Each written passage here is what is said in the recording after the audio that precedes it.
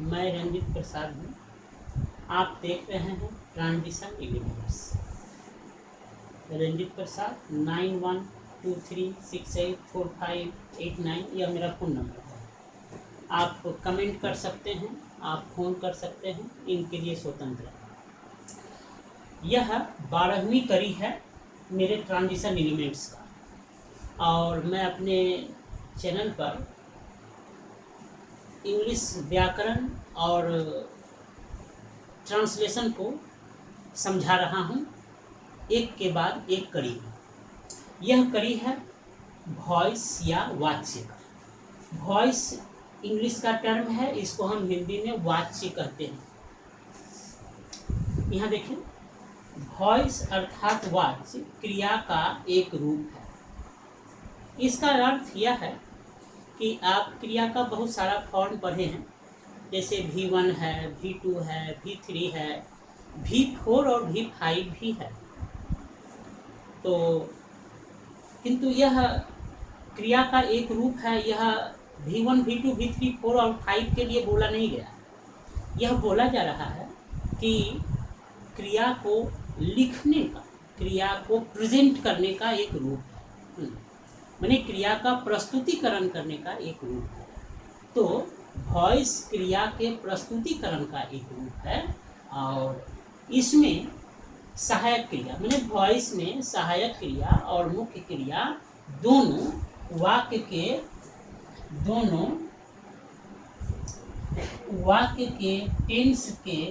Tense अर्थात काल के अनुसार प्रयोग किया जाता है। अंग्रेजी में वॉइस दो प्रकार के हैं, एक एक्टिव वॉइस, एक एक्टिव वॉइस। और जब वाक्य का सब्जेक्ट अच्छी तरह से समझें और प्रश्न करें, बेहतर है प्रश्न के। जब वाक्य का सब्जेक्ट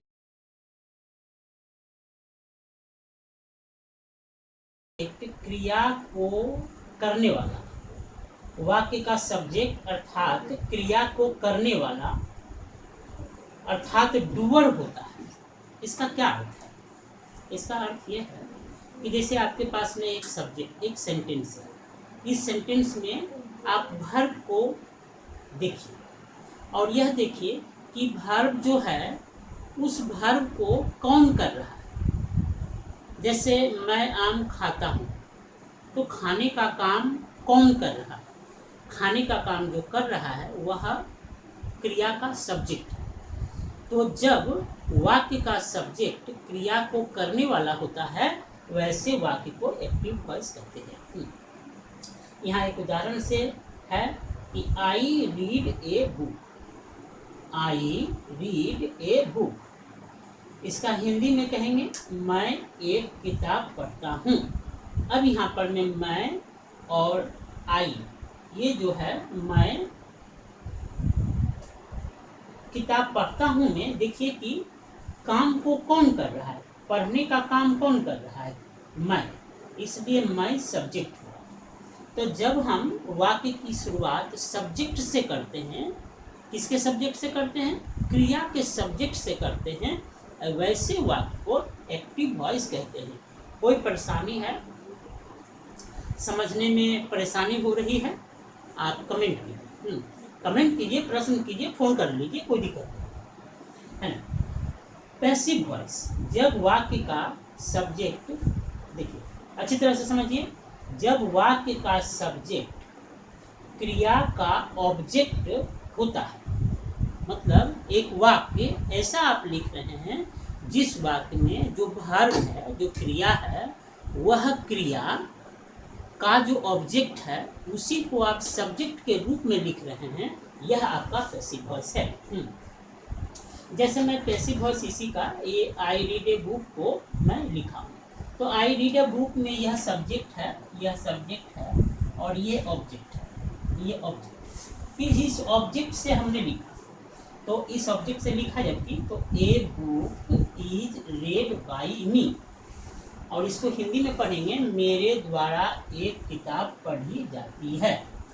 अब यहाँ देखिए, इस वाक्य में देखिए कि यह जो हमने लिखा, इसमें ऑब्जेक्ट आपका जो ए बुक है, ए बुक जो आपका ऑब्जेक्ट है, इसी से वाक्य को शुरू किया,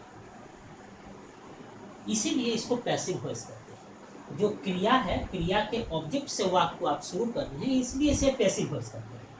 अब यहाँ पर में वॉइस का जो हमने डिफाइन किया, डिफिनेशन दिया, इसको लिखा कि वॉइस अर्थात वाच्य क्रिया का एक रूप है, क्रिया का एक रूप है। तो देखिए यहाँ जो हमारा वर्ब है, यहाँ जो हमारा वर्ब है रीड, जो वर्ब है, यह वर्ब को हमने क्या लिखा, इज रेड। यही इसी को कहते हैं कि यह इसका एक बदला हुआ रूप है। तो इसी को कहा कि क्रिया का एक रूप है।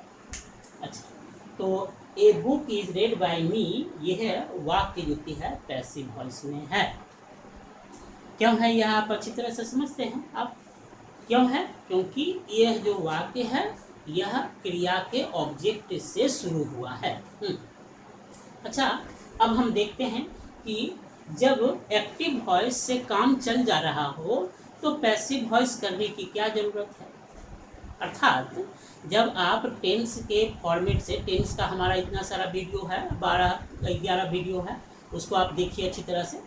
तो जब टेंस से आप सारे वाक्यों को लिख रहे हैं तो फिर आपको वॉइस की ज़रूरत क्या है, कोई ज़रूरत नहीं है, होना भी नहीं चाहिए, किंतु हमें ज़रूरत पड़ी है, इसलिए वॉइस का प्रयोग ग्रामर में या व्याकरण में होता है।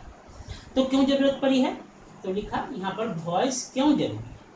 वॉइस इसलिए ज़रूरी है कि आप जब आप सब्जेक्ट को नहीं जानते, आपने एक ऐसा वर्ब है आपके पास में जिसके बारे में आपको आइडिया नहीं है कि इसको किसने किया। जैसे आपका एक घर है, आपका एक घर में एक खिड़की है, उस खिड़की का कांच टूट गई है। अब आप जानते नहीं हैं कि कौन तोड़ा, तो खिड़की को किसने तोड़ा, ऐसे हम वाक्य को लिखते हैं। तो तोड़ने वाला अगर जानकार में होता, पहचान में होता, तो हम क्या करते हैं, तब हम आपको उससे वाक्य को शुरू करते हैं। किंतु आप सब्जेक्ट को नहीं जानते हैं, इसलिए हमें पैसिव वॉइस में इस वाक्य को लिखना पड़ेगा। दूसरा कंडीशन है कि जब आप सब्जेक्ट को छिपाना या नहीं बतलाना चाहते हैं, आप नहीं चाहते हैं कि सब्जेक्ट को कोई जाने, सब्जेक्ट को कोई जाने नहीं चाहते हैं, तब आप पैसिव वॉइस का इस्तेमाल कर सकते हैं। फिर तीसरा कारण है कि जब वाक्य का ऑब्जेक्ट अधिक महत्वपूर्ण है, वाक्य का ऑब्जेक्ट अधिक महत्वपूर्ण है और सब्जेक्ट आवश्यक नहीं। सब्जेक्ट जब आवश्यक नहीं हो या है तो आप इसे इस्तेमाल कर सकते हैं। किसका इस्तेमाल कर सकते हैं, पैसिव वॉइस को इस्तेमाल कर सकते हैं। तो आज इस वीडियो में मैं यह आपको समझाने का प्रयत्न किया कि वॉइस क्या है, इसको क्यों ज़रूरी है ये। अब अगले अंक में हम सीखेंगे कि वॉइस को बनाने के लिए वाक्य में क्या क्या होना ज़रूरी है और फिर इसको कैसे बनाना।